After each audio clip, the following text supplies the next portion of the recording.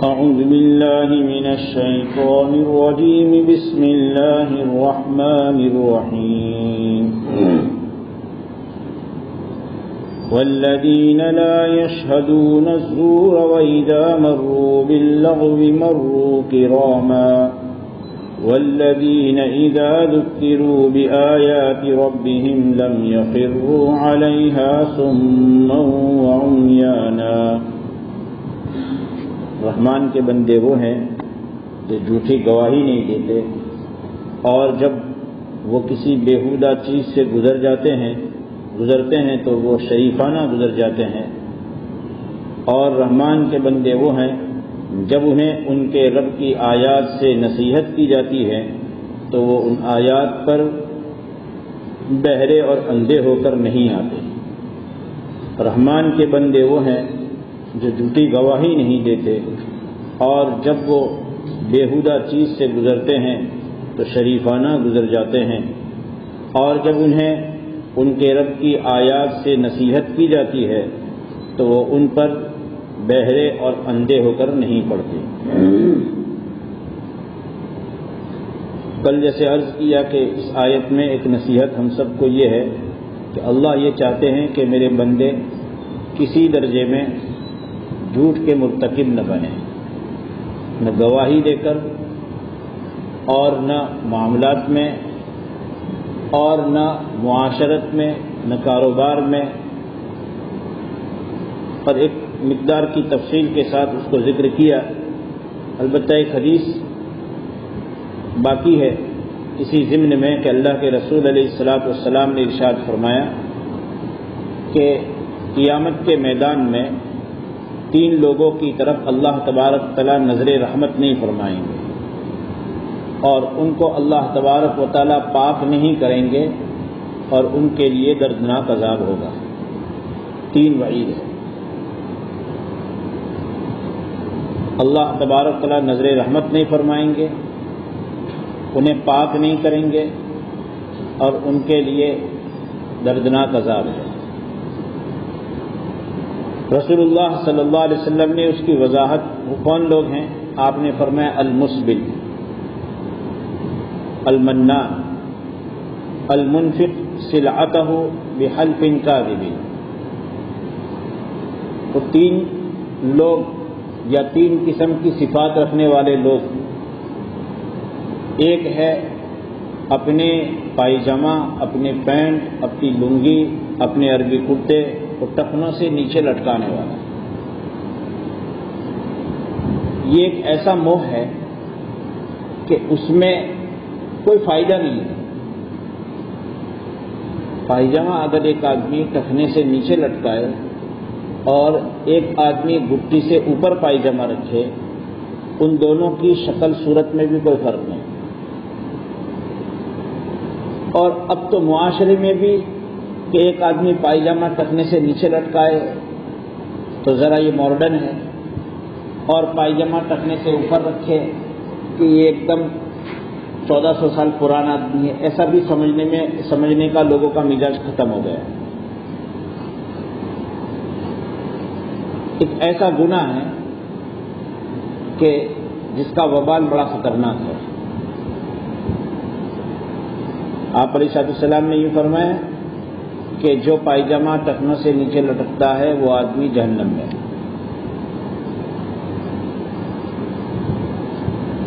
دوسرا آدمی جس کی طرف اللہ تبارک تعالیٰ نظر رحمت نہیں فرمائیں گے، پاک نہیں کریں گے، ان کے لیے دردناک عذاب ہے المنان، احسان جتانا۔ کسی پر بھی کسی درجے میں ہم نے حسن سلوک کیا اور پھر اس پر یا اس کی اولاد پر احسان جتانا کہ تمہارا ہم نے یہ کام کیا تھا، یہ نیکی کو برباد کرنا ہے اور قیامت کے میدان میں اللہ کو غضبناک بنانا ہے۔ اور تیسرا وہ آدمی جو جھوٹی قسم کھا کر کے اپنے سامان کو بیچتا ہے، المنفق سلعتہ بالحلف الکاذب، جھوٹی قسم کھا کر کے اپنے سامان کو بیچنے والا کل قیامت کے میدان میں اللہ تبارک و تعالیٰ اسے پاک نہیں کریں گے اس سے بات نہیں کریں گے اور اس کو جہنم میں داخل کریں گے۔ ایک طرف امانت داری کے ساتھ سودا کرنے والا وہ انبیاء صدیقین شہداء کے ساتھ، اور جھوٹی قسم کھا کر کے سودا کرنے والا اللہ تبارک و تعالیٰ اس کو 3 طرح کا عذاب دیں گے۔ اللہ ہماری سے حفاظت فرمائے۔ اسی آیت کا دوسرا حصہ ہے، یعنی اللہ تبارک و تعالیٰ اپنے بندوں کی ایک اور صفت پسند فرماتے ہیں، وَإِذَا مَرُّوا بِاللَّغْوِ مَرُّوا كِرَامًا، جب وہ کسی بیہودہ چیز سے گزرتے ہیں تو شریفانہ گزر جاتے ہیں۔ لغو ایسا کام کہ جو غفلت میں ڈالتا ہو،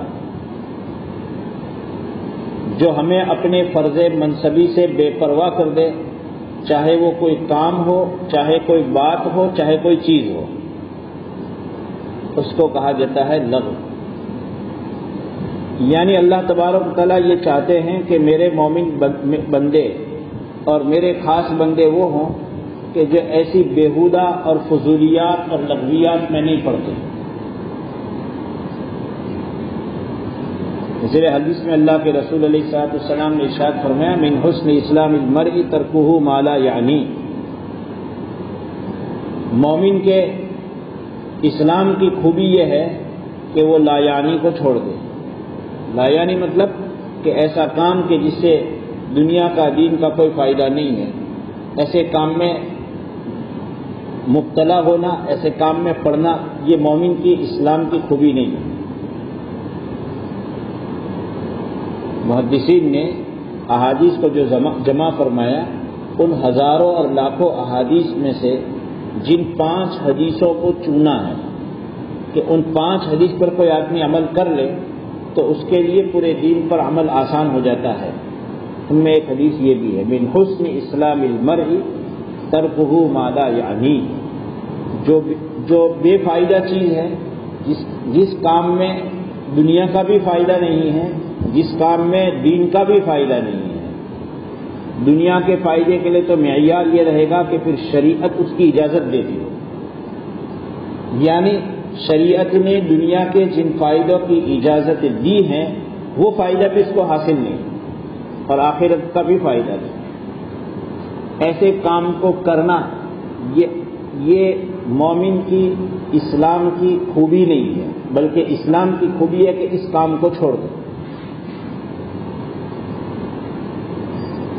حضرت مولانا شیخ قمر الزمان دامت برکاتہم نے اپنے رسالے نصیحت المسلمین میں ان چیزوں کو جمع کیا ہے کہ جو فضول ہے۔ اس کا خلاصہ یہ ہے کہ فضولیات کا تعلق، یعنی بے فائدہ چیز کا تعلق صرف بات سے نہیں ہے، بات سے، پہننے سے، کھانے سے، بولنے سے، خریدنے سے، بیچنے سے، علم سے۔ حضرت فرماتے ہیں کہ علم میں بھی فضولیات ہوتی ہے، کہ ایسی چیز کو حاصل کرنا کہ جس میں ہمارا یا کسی اور کا کوئی فائدہ نہیں ہے، ایسی چیز کو پڑھنا اور اس پر وقت لگانا، یہ فضول، علم کا فضول ہے۔ غرض یہ کہ ہر قسم کی فضولیات سے اپنے آپ کو بچانا چاہیے، اور کبھی پھر آدمی فضولیات میں پڑھتا ہے تو فضولیات میں پڑھنے کے ساتھ ساتھ حرام کاموں میں بھی مبتلا ہو جاتا ہے۔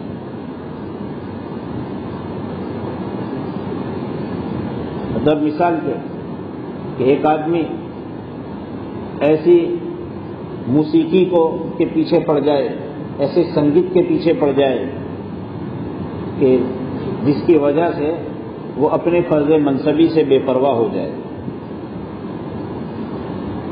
اپنا فرض منصبی یعنی اللہ کے احکام سے،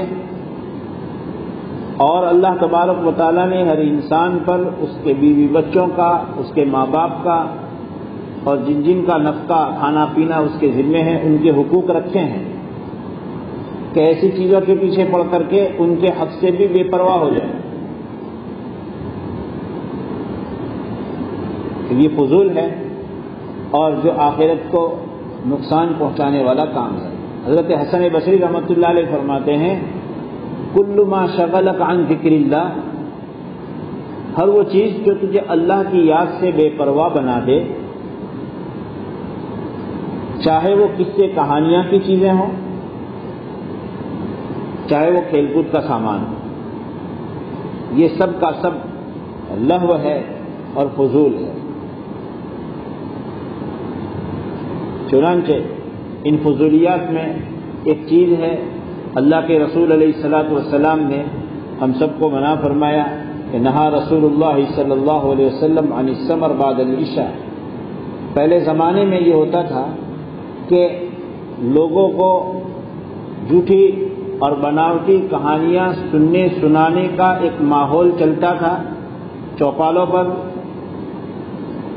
بیٹھ کر کے ایسی باتیں جھوٹی سنائی جاتی، اور عشاء کے بعد رات کا وقت اس کے لیے پسند کیا جاتا، اور رات کا کافی حصہ اس میں گزر بھی جاتا۔ اللہ کے رسول علیہ السلام نے اسی کے متعلق فرمایا کہ نہا رسول اللہ صلی اللہ علیہ وسلم عن السمر بعد العشاء، عشاء کے بعد قصہ کہانیاں سننے سنانے سے منع فرمایا۔ کرنا ہے تو عبادت کا کام کرو، دین کا کام کرو، ورنہ سو جاؤ۔ یہ تو آپ علیہ الصلوۃ والسلام نے ایک چیز بیان فرمائی، لیکن اس کے ضمن میں وہ سارے خرافات جو رات کو بیٹھ کر کے کیے جاتے ہیں وہ سب کے سب اس میں داخل ہیں۔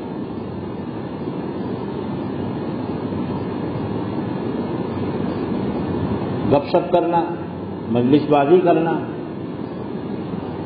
اور لوگوں کو ہنسنے ہنسانے کا ماحول قائم کرنا، اور ایسی مشاعرے لگانا کہ جس میں کوئی دینی بات کا صرف مقصد ہی ہو لوگوں کو ہنسانا، یا ایسے کھیل اور کرتب شروع کرنا رات کو، ویسے ایسے کھیل اور کرتب شروع کرنا کہ جس میں کوئی فائدہ نہیں ہے، وہ چاہے رات میں کیے جائے چاہے دن میں کیے جائے، اس صفت کے خلاف ہے۔ اس لیے آپ علیہ الصلوۃ والسلام نے فرمایا کہ جو آدمی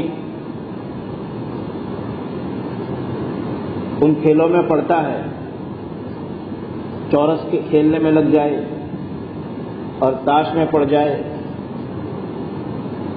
تو آپ علیہ الصلوۃ والسلام نے فرمایا گویا کہ وہ اپنے ہاتھ کو خون آلود کرتا ہے۔ اور رمضان مبارک آتا ہے کہ ہمارے جوانوں میں چند کھیل شروع ہو جاتے ہیں، اور وہ رات کی عشاء کے بعد شروع ہوتے ہیں، اور کبھی تو ایسا ہوتا ہے کہ ان نوجوانوں کو تراویح کا بھی پاس و لحاظ نہیں رہتا، تراویح کی بھی چھٹی۔ اور دکھ پر دکھ یہ ہوتا ہے کہ ماں باپ جو ہیں آپ آڑا کان کرتے ہیں، ان کو معلوم ہے کہ میرا بچہ اپنے دوستوں کی محفل میں فلاں گھر میں بیٹھ کر کے کیرم بورڈ کھیل رہا ہے، وہ یہاں سے کہہ کر جاتا ہے کہ عشاء میں جاتے ہیں، اور عشاء میں گیا نہیں گیا، لیکن تراویح میں تو بالکل نہیں رہا۔ رمضان شروع ہوتا ہے کہ کیرم بورڈ کا بازار گرم ہو جاتا ہے، پتے کھیلنا شروع ہو جاتا ہے۔ بھائی ماہ مبارک کا یہ وقت جو تھا وہ تو بہت قیمتی وقت تھا، کم از کم عبادت میں نہیں لگا سکتے تھے رات کو، تو عشاء کی نماز پڑھ کر کے تراویح پڑھ کر کے ذکر کرتے ہوئے سو جاتے، تہجد میں اٹھ جاتے، سحری کھا لیتے۔ روزہ کاٹنے کا اور اوقات گزارنے کے لیے ان کھیلوں کو کھیلا جاتا ہے، یہ مومنانہ شان کے خلاف ہے، اور غفلت میں ڈالنے والی ہر وہ چیز، جیسے کہ حضرت حسن بصری رحمۃ اللہ علیہ سورہ لقمان کی آیت کی تفسیر میں فرماتے ہیں کہ ہر غفلت میں ڈالنے والی چیز یہ اس میں شامل ہے۔ ایسے ہی معاشرے میں جب لوگوں کو پتہ چل جائے کہ آئی پی ایل شروع ہو گیا، اور وہ آئی پی ایل اس طور پر ہے کہ عشاء کی نماز سے پہلے شروع ہو رہا ہے، سب خالی ہو جائے گی، کھیلتا کوئی اور ہے، کودتا کوئی اور ہے، اور پھر اس کی وجہ سے ہم اپنے کام سے بے پرواہ ہو گئے. پہلے تو ایسا تھا کہ کچھ نوجوان تھے جو اس کھیل میں شوق رکھتے تھے. اب تو حد ہو گئی ہے کہ نوجوان ہو بوڑھا ہو ہر ایک کو اس کا چسکا لگ گیا. یہ لوگوں کو غفلت میں ڈالنے کے سامان ہیں.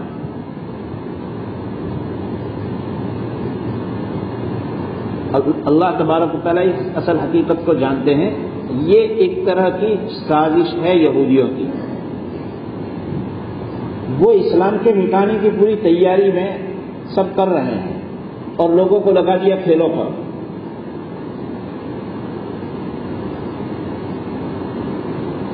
اور اگر عالمی کوئی میچ شروع ہو جائے، ورلڈ کپ شروع ہو جائے، اور ورلڈ کپ میں پھر خاص ملکوں کی اگر ٹیم آمنے سامنے ہو جائے، بھارت پاکستان کی اگر ٹیم آمنے سامنے ہو جائے، تو ایسی صورت میں بہت سے لوگوں کو تو کھانا بھی اچھا نہیں لگتا. تو پتہ نہیں میری محبوب ٹیم جیتتی ہے کہ ہارتی ہے. عجیب شرطیں لگائی جاتی ہے اور یہ سب کے سب لغویات ہیں. اور ان لغویات کے ساتھ یہ شرطوں کا لگانا اور کھانا چھوڑ دینا، کاروبار چھوڑ دینا، نماز سے غافل ہو جانا، یہ مزید بڑا اس کے اندر یعنی اس کے اوپر اور زیادہ زخم پر نمک ڈالنے اور مرچ ڈالنے کا کام ہے. گناہوں پر گناہ کا اضافہ ہے. جو لوگ جانتے ہیں آپس میں کہ بھئی یہ میرے جیسے مزاج کا آدمی ہے کہ اس کو بھی ذرا اس کا چسکا لگا ہے کہ کامنٹری سنیں. اور اب تو سننے کی بات تو چلی گئی، اب تو موبائل کا زمانہ ہے. تو نماز میں اگر آ بھی گئے تو نماز میں آنے کے بعد ہماری بائیں جانب سب اگر چل رہی تھی، ہمارے بعد کوئی صاحب آئے ہیں اور پھر یہ نمازی پہلا نمازی جانتا ہے کہ یہ بھی میری طرح کا شوقین آدمی ہے، تو سلام پھیرنے کے بعد اس کو پہلا پوچھتا ہے کہ کیا ہوا. یہ آنکھوں دیکھا حال ہے. میں تو مدرسے میں بچوں کو بھی کہتا ہوں اور بہت تاکید کے ساتھ منع کرتا ہوں کہ اس میں پڑھو ہی نہیں. اور پھر کہا کرتا تھا، پہلے میں کہتا تھا تو کہتے کہتے تھوڑی جھجک میں محسوس کرتا تھا کہ کہیں ایسا نہ ہو کہ یہ بات حد سے آگے ہو جائے. تو میں کل بچوں کو کہتا تھا، پھر خوشی ہو گئی کہ حضرت اقدس مفتی احمد صاحب خانپوری دامت برکاتہم نے بھی اسی طرح کی بات فرمائی. فضلاء کے خطاب میں آپ نے فرمایا. میں کہا کرتا تھا بچوں کو کہ جن کو دیکھنے کا تمہیں شوق ہے ان میں اکثر کافر ہے، اور جو مومن ہے ان میں اکثر فاسق ہے.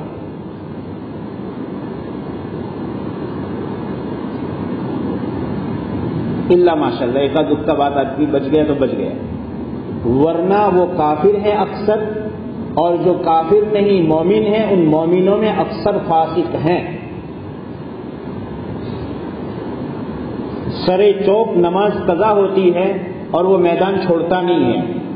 کھلے عام نماز کو اس کے وقت پر چھوڑ دینا اور ساری دنیا گواہی دے رہی ہے کہ یہ نماز چھوڑ رہا ہے، یہ فاسق نہیں فاجر ہے. پھر اوپر کا درجہ فجور کا. تو کافروں کو دیکھنے کا شوق اور ان کی حرکتوں کو دیکھنے کا شوق، اور مومنین میں جو فاسق ہیں ان کے کرتب کے دیکھنے کا شوق، اور اس کی وجہ سے ہم اپنے فرض منصبی سے غافل ہو جائیں،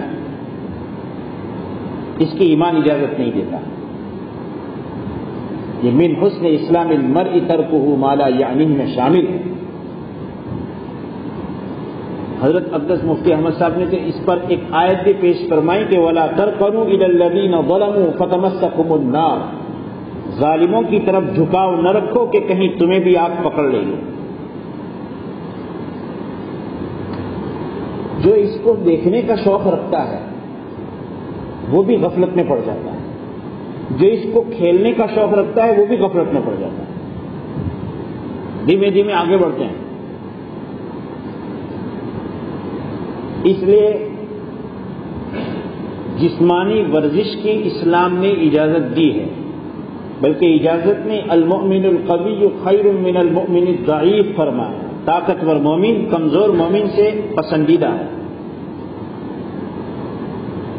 اور آپ علیہ السلام نے یوں فرمایا ارموا یا بنی اسرائیل فإن اباکم کان رامیا، او بنو اسرائیل، ارموا یا بنو اسماعیل، اے اسماعیل علیہ السلام کی اولاد تم تیراندازی کرو، اس لیے کہ تمہارے ابا تیرانداز تھے۔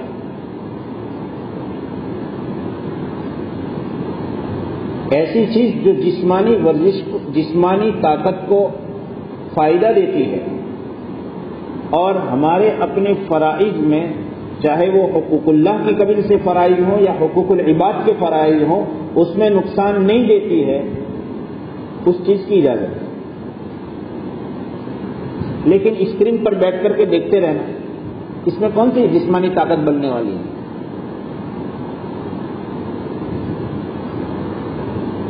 اسی طرح پہلے زمانے میں ایسا تھا کہ لوگ فلم دیکھنے کے لیے فلم اسٹیشن پر جاتے تھے، اور رات کا وقت پسند کریں تو اس میں وہ رات کو عشاء کے بعد گپ شپ سے منع ہے، وہ گناہ۔ اور آج تو یہی کام گھروں میں بیٹھے بیٹھے ہو جاتے ہیں، ملٹی میڈیا موبائل پکڑ لو، پاس میں باپ بیٹھا ہے، باپ کو معلوم نہیں کہ بیٹا کیا دیکھ رہا ہے، اور اگر باپ چوکن نہ ہو تھوڑا تو کوئی حرج نہیں، لحاظ پڑھ لینے کا، پتہ ہی نہیں چلے گا، اور کان میں ڈال دیا، سنتے جاؤ دیکھتے جاؤ۔ ابا سمجھ رہے ہیں بیٹا سو چکا ہے، اور بیٹا سویا نہیں بلکہ آنکھیں خراب کر رہا ہے، دل خراب کر رہا ہے۔ الغنا ينبت النفاق وفي روایت الغنا ينبت النفاق في القلب كما ينبت الماء الزرع۔ یہ گانا اور یہ موسیقی اور یہ سنگیت دلوں میں نفاق پیدا کرتے ہیں، جیسے کہ پانی کھیتی کو اگاتی ہے۔ یہ پانی کو، جیسے کھیتی کے لیے پانی مفید ہے، ایسے ہی نفاق پیدا کرنے کے لیے یہ چیز ہے۔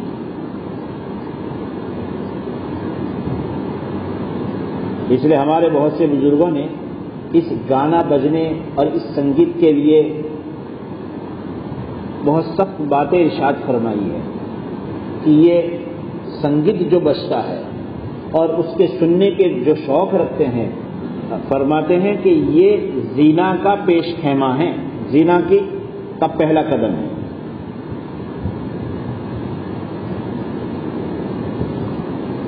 اصل یہ روایت ہے، اس کی وجہ سے سنگیت کو روکا جاتا ہے۔ اور ظلم پر ظلم تو یہ ہے کہ ذکر رسول کے ساتھ اگر سنگیت ملا دیا جائے تو یہ ڈبل جرم ہے، اس کی ہرگز اجازت نہیں، یہ نبی کے نام کی مزید توہین ہے، اس کے ساتھ ڈھول بجانا۔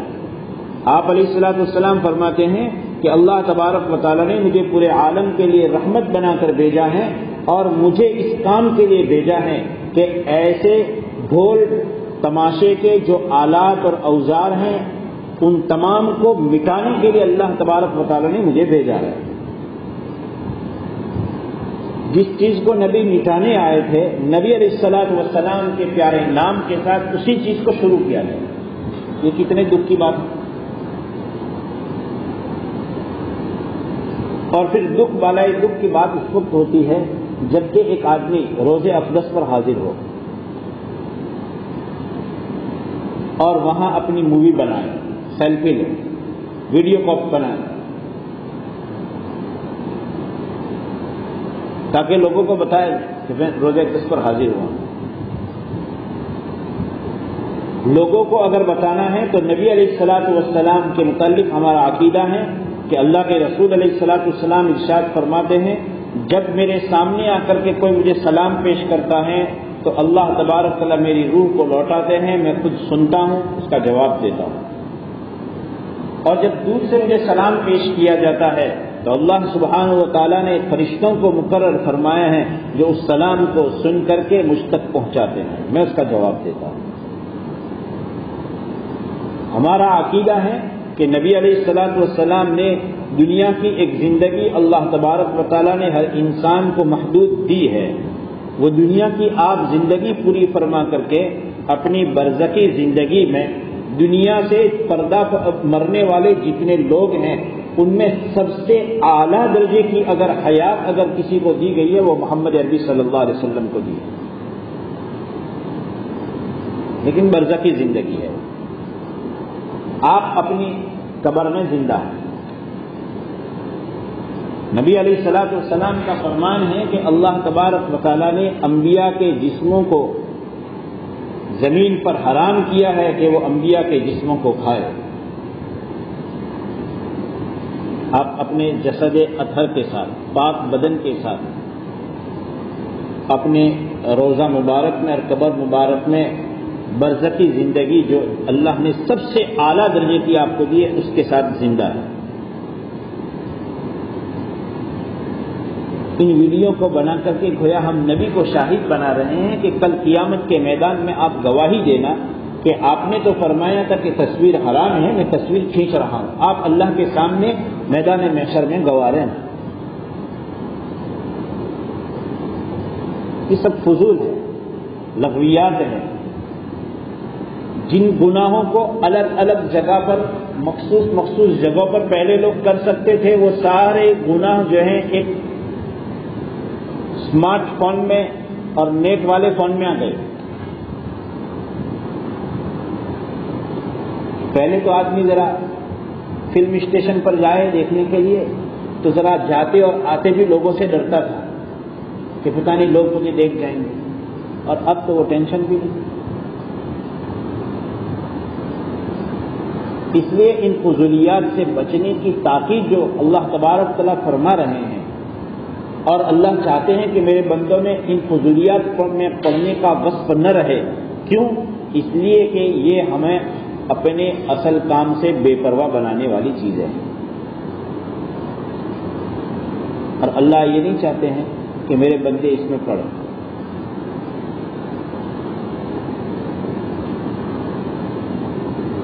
شریفانہ گزر جاتے ہیں، یعنی ایسی چیزوں میں پڑھتے نہیں۔ ایک صحابی رسول غالباً حضرت عبداللہ ابن عمر رضی اللہ تعالیٰ عنہ کہیں سے گزر رہے تھے، آپ کے کان میں سنگیت کی اور کسی کے گانے کی آواز کان میں پڑی، آپ نے اپنے کانوں میں انگلیاں ٹھوس دی، زور سے دبا دی، جہاں سے وہاں سے آگے چلے گئے، دور چلے گئے، اور پھر آپ رضی اللہ تعالیٰ عنہ نے لوگوں سے فرمایا کہ نبی علیہ الصلوۃ والسلام نے ہمیں اس طرح کی چیزوں کے متعلق یہی کرنے کا حکم دیا ہے، کان بھی بند کر دو، اس جگہ نہ بیٹھو، فلا تقعد بعد الذکر، یاد آ جانے کے بعد ایسے جو لوگ اللہ کو بھولنے والے لوگ ہیں ان لوگوں کے ساتھ نہ بیٹھو، کان میں انگلیاں ڈال دیتے۔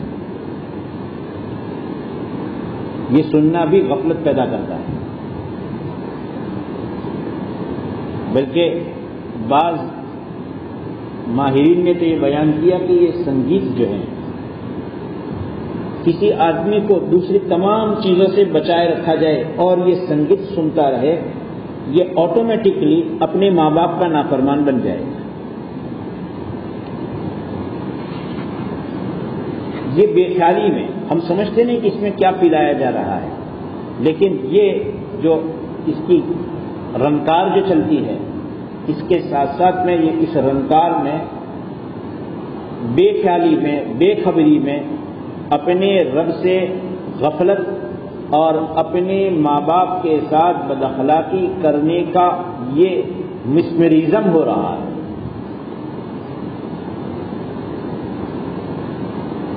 ہمیں اللہ تبارک و تعالیٰ نے کلام پاک دیا ہے جو سارے غموں کو سے چھٹکارے کی چیز ہے۔ حضرت مولانا خالد سیف اللہ فرماتے ہیں کہ میں ایک پروگرام میں تھا، اور ہمارے ایک پروگرام میں اسٹیج پر فرماتے ہیں کہ میرے پاس میں ایک پولیس افسر تھا، غیر مسلم تھے، ان کو بھی دعوت دی تھی، اسٹیج پر قاری صاحب کو قرآن کریم کی تلاوت کے لیے دعوت دی گئی. وہ آ کر بیٹھے. انہوں نے جو تلاوت شروع کی تو اس سمجھ نہیں رہے کچھ بھی کہ کیا پڑھا جا رہا ہے. وہ ناواقف ہیں. بہت بڑی مقدار میں اہل اسلام نہیں جانتے کہ بھئی کیا پڑھا جا رہا ہے. ایک عقیدت ہے اللہ کا کلام ہونے کی، لیکن آیات میں کیا ہے جب تک کہ وہ مستقل اس کی اسٹڈی نہ کرے اور پڑھے نہیں. اور پھر اس میں تو پڑھنے میں تو آزاد بھی نہیں. دنیا کی کسی چیز کے پڑھنے کے متعلق تو آدمی آزاد ہے.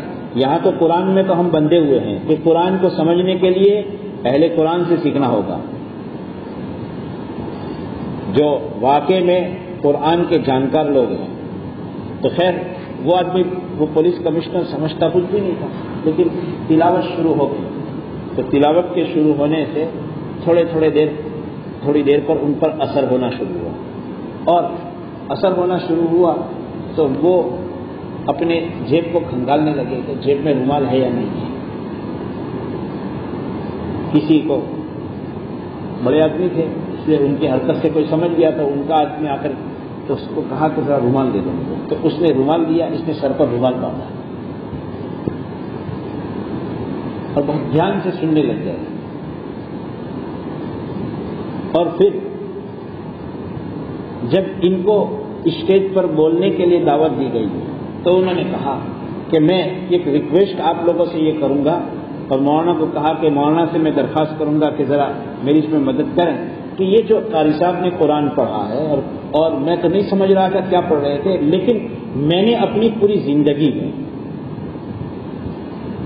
ہمارا کام ہی کرائم اور کرمینل لوگوں کے پیچھے پڑنا، مجرم لوگوں کی صبح سے شام تک ان کی تفتیش میں رہنا، اس سے ہمارے دلوں میں ایک قسم کی سختی ہوتی ہے اور ہمارے دل ہر حال میں پریشان رہتے ہیں، سکون ملتا نہیں ہے.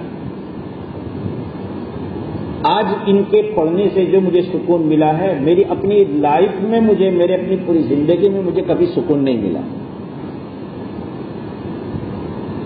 میں یہ درخواست کروں گا کہ مجھے ذرا اس کا، بہت پہلے کی بات ہے کہ ذرا اس کی کیسٹ بنا کر مجھے دی جائے تاکہ میں جب گھر میں اپنی ڈیوٹی بجا کر کے گھر میں پہنچوں تو میں اس کو سن کر کے اپنا سکون حاصل کر سکوں.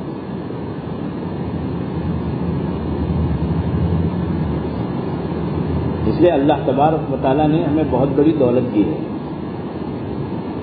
مصر کا وہ گورنر جب بھی کہیں جاتا تو اپنے ساتھ میں اسلامی ملکوں میں میٹنگ میں بھی جاتے تو ساتھ میں عبد الباسط صاحب کو لے جاتے. عبد الباسط صاحب ایک مرتبہ ان کو جانا تھا کمیونسٹ ملک میں،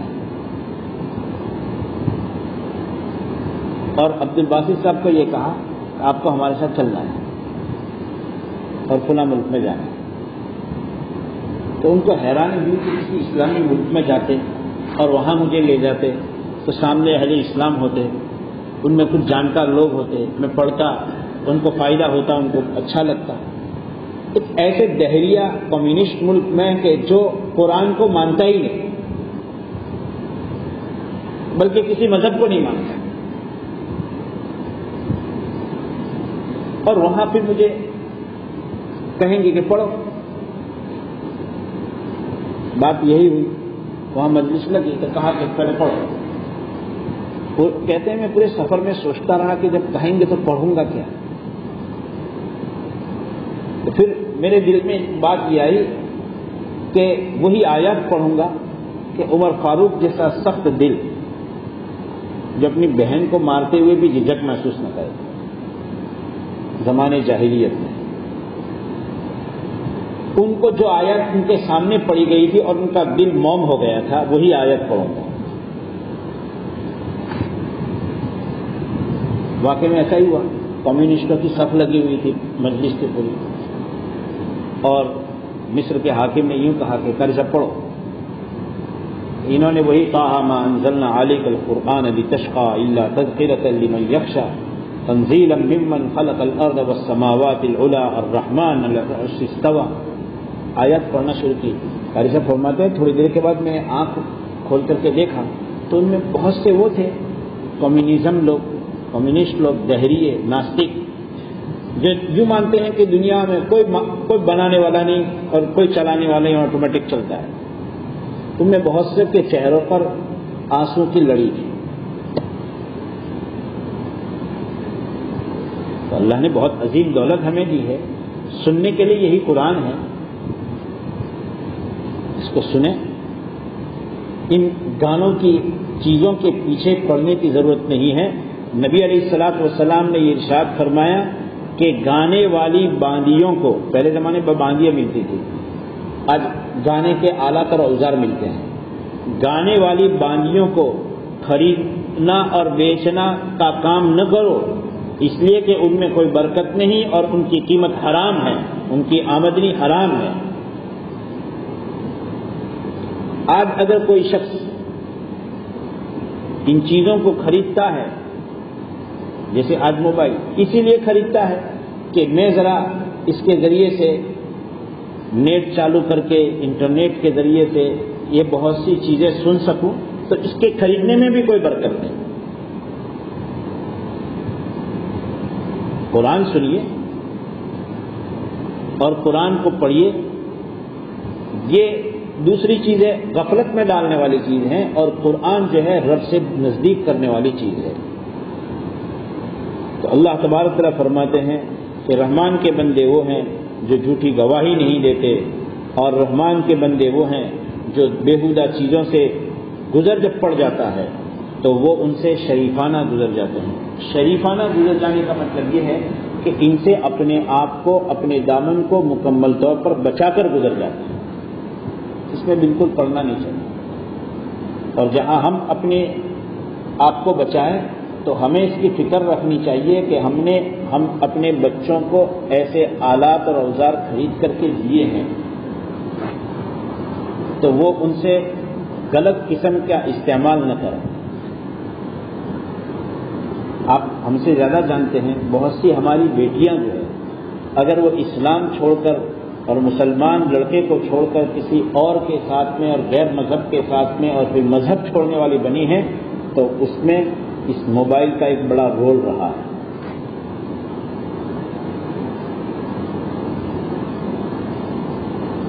اس لیے غفلت میں نہیں رہنا چاہیے. اپنی اولاد کی ہماری اپنے اوپر ذمہ داری ہے. ان کو ایسی غلط چیزوں سے بچانا یہ ہمارا باپ ہونے کا ذمہ ہے. اور میں کہا کرتا ہوں کہ جتنی حضرت نوح علیہ السلام نے اپنے اس کافر بیٹے کی فکر کی تھی، اتنی فکر اگر ہم کر لیں گے اور اس کے باوجود بھی اگر ہماری اولاد دینداری پر نہ رہی تو آخرت میں ہمارا معاوضہ نہیں ہوگا، جیسے حضرت نوح علیہ السلام کا نہیں ہوگا، کیونکہ انہوں نے نبی ہونے کے ناطے اپنے بیٹے کی پوری فکر کی تھی. اپنی بیوی کی فکر کی تھی. حضرت لوط علیہ السلام نے اپنی بیوی کی فکر کی تھی، لیکن اس کے باوجود بھی وہ حق پر نہ آئی. كانتا تحت عبدين من عبادنا فخانتاهما فلم يغني عنهما من الله شيئا وقيل ادخلا النار مع الداخلين. انہوں نے خیانت کی اور ان کو کچھ کام نہیں آیا. بس اسی طریقے سے ہم اپنی پوری ذمہ داری اپنی اولاد کی اور اپنے ماتحتوں کی غلط راستے پر وہ نہ چڑھ جائیں، اس کے ہم ذمہ دار ہیں. اور اتنی ذمہ داری نبھانی جتنی حضرت نوح علیہ السلام نے نبھائی ہے. اس کے بعد ہم آگے ذمہ دار نہیں ہیں. اگر اس سے ہم کم ذمہ داری نبھاتے ہیں کہ کیا کریں، ہم نے تو کہہ دیا اب نہیں مانتا، اتنا تھوڑا چلتا ہے. وَأَنفُسَكُمْ وَأَهْلِكُمْ نَارًا، اپنے آپ کو اور اپنے گھر کے لوگوں کو آگ سے بچاؤ. ایک آدمی اگر کسی کو اور اپنی اولاد کو دیکھے کہ وہ سامنے آگ جل رہی ہے اور اس میں گرنے کی تیاری ہے تو کیا ہم اتنا ہی کہیں گے کہ بیٹا سامنے آگ ہے، گرے گا جلے گا، جا بہنے مانو مت مانو؟ اتنا کہہ کر ہم نہیں چھوڑ دیتے، بلکہ ہم زبان سے کہتے ہیں اور اس کو پکڑتے ہیں، کھینچ کر لاتے ہیں، لوگوں کو بلاتے ہیں. اس طریقے سے اپنی اولاد کو ان لغویات سے اور ان فضولیات سے اور لغویات اور فضولیات سے بڑھ کر دیکھ کبھی تو یہ گناہوں میں ڈالنے والی چیزیں بن جاتی ہیں، ان سے ہم اپنے آپ کو بھی بچائیں اور اپنی اولاد کو بھی بچائیں۔ اللہ تبارک و تعالی ہمیں اس کی توفیق عطا فرمائے۔ یا ارحم الراحمین یا ارحم الراحمین یا رحم المساکین یا تغفر المدین الہ واحد لا الہ الا هو الرحمن الرحیم الف لام اللہ لا الہ الا هو الحی القیوم وعنت الوجوه للحي القيوم اللهم صل على محمد النبي الأمي وعلى آله وسلم تسليما ربنا ظلمنا أنفسنا وإن لم تغفر لنا وترحمنا لنكونن من الخاسرين اللهم صل على محمد النبي الأمي وعلى آله وسلم تسليما اهدنا الصراط المستقيم صراط الذين أنعمت عليهم من النبيين والصديقين والشهداء والصالحين غير المغضوب عليهم ولا الضالين اللهم اشرح صدورنا للإسلام اللهم حبب إلينا الإيمان وزينه في قلوبنا وكره إلينا الكفر والفسوق والعصيان واجعلنا من الراشدين المهديين اللهم اجعلنا من عبادك المتقبلين اللهم اجعلنا من عبادك المخلصين اللهم اجعلنا من عبادك الصابرين الصالحين القانتين المنفقين المستغفرين بالأسحار الہ العالمین ہم سب کی پوری ہوئی مغفرت فرما دیجیے یا ذا الجلال والاکرام امت مسلمہ پر رحم کرم کا معاملہ فرما دیجیے الہ العالمین امت مسلمہ کو ذلت و خواری سے بچا لیجیے امت مسلمہ کو عزت و سرخروئی سے نواز دیجیے الہ العالمین ہم سب کو عزت و سرخروئی سے نواز دیجیے الہ العالمین اگرچہ ہم نے اپنے لیے ذلت و خواری کے کام کیے ہیں الہ العالمین لیکن آپ ہمارے رب ہیں، کل بھی آپ ہمارے رب تھے اور آج بھی آپ ہمارے رب ہیں اور آئندہ بھی آپ کے سوا ہمارا کوئی پرسان حال اور کوئی مددگار نہیں ہے۔ الہ العالمین ہمیں عزت و سرخروئی نصیب فرما دیجیے، ذلت و خواری سے بچا لیجیے الہ العالمین، ہر قسم کی بیماریوں سے امت مسلمہ کی پوری پوری حفاظت فرما دیجیے، اس چلنے والی وبا سے امت مسلمہ کی اور ان کے نوجوانوں کی اور ان کے بوڑھوں کی ان کے بچوں کی پوری پوری حفاظت فرما دیجیے الہ العالمین۔ جو بیمار چل رہے ہیں ان کے علاج میں کامیابی مقدر فرما دیجیے، ان تمام کو شفا نصیب فرما دیجیے، شفا عاجلہ سے ہم نواز دیجیے الہ العالمین۔ تیرے جو بندے ایمان کے ساتھ آپ کے دربار میں آ چکے ہیں ان تمام کی پوری پوری مغفرت فرما دیجیے الہ العالمین۔ جو علماء اور اہل اللہ آپ کے دربار میں آتے جا رہے ہیں اور ان کا ایک تانتا بجا پڑا ہے الہ العالمین، ان کا نعمت بدل امت کو عطا فرما دیجیے مولا کریم، ان کا بدل امت کو عطا فرما دیجیے، نعمت بدل عطا فرما دیجیے الہ العالمین۔ دین کے جن کاموں کو وہ سنبھال رہے تھے ان تمام کاموں کے سنبھالنے کے لیے اپنے خزانے سے افراد کو پیدا فرما دیجیے اور یہ آپ پر کچھ مشکل نہیں ہے الہ العالمین۔ تمام مکاتب قرآنیہ، مدارس عالمیہ، تبلیغی مراکز خانقاہوں کی اور دینی تمام تنظیموں، جماعتوں اور جمعیتوں کی پوری پوری حفاظت فرما دیجیے، جو آپ کی نظر میں مقبول ہیں ان تمام کی پوری حفاظت فرما دیجیے الہ العالمین۔ مسلمانوں کے حلال روزگار کی حفاظت فرما دیجیے، ان کے حلال روزگار میں برکت عطا فرما دیجیے الہ العالمین۔ حلال روزگار کو شریعت کے بتائے ہوئے اصول کے مطابق کرنے کی توفیق نصیب فرما دیجیے الہ العالمین۔ ہماری اور ہمارے ماں باپ کی، ہمارے بیوی بچوں کی، ہمارے بھائی بہنوں کی اور ان کے اولاد اور ازواج کی، ہمارے اساتذہ اور مشائخ کی، مولا کریم اور امت مسلمہ کی پوری پوری مغفرت فرما دیجیے۔ جو بقید حیات ہیں ان کو ایمان اور اسلام کی سلامتی کے ساتھ ان کی زندگیوں میں برکتوں کے ساتھ مولا کریم ان کے حلال روزگار میں برکتوں کے ساتھ ان کی عمروں میں برکت فرما دیجیے مولا کریم۔